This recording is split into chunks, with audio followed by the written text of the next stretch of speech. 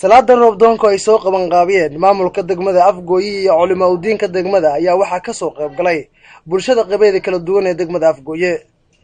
Culimada waxgaradka iyo dhalinyaro oo iskuulada ku yaala gudaha degmada Afgooyi wax ka barata ayaa salaada qayb ka ahaa oo goobaha lagu dukanayay gaariyeen 3 goobood. barxadda Al-Yaasir oo lagu dugtay ayaa waxa ka qayb galay oo hogaaminayo gudoomiyaha degmada ahna duqa magaalada Cabdinaasir Caalim Ibrahim.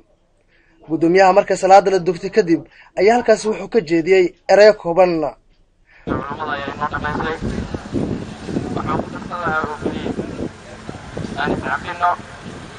الله سبحانه وتعالى أن أصوات كنا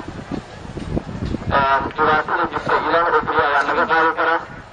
من آمن وحاكم الجلد حقيقي وأدري مقطع على نهجنا جيرين جبنا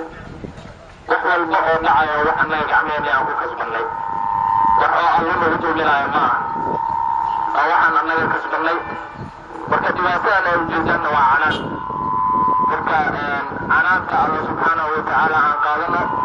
aan toobadkeeno aan iscafino qulubteena aan sufurno deegaanka aan isku naxariisano haddii aan marka isaga naxariisano Allah subhanahu wa ta'ala Allahu akbar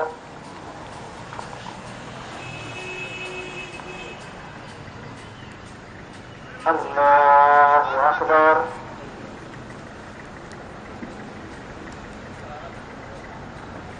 Allahu Akbar.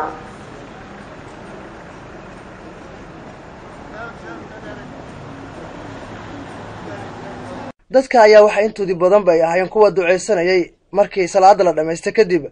ducadana waxay ku wajahnayd in Ilaahay uu ka bixiyo dhibaatada dadka dhammaan Soomaaliyeed ee haatan abaaraha ka jira qabaha kala duwan ee dalka Soomaaliya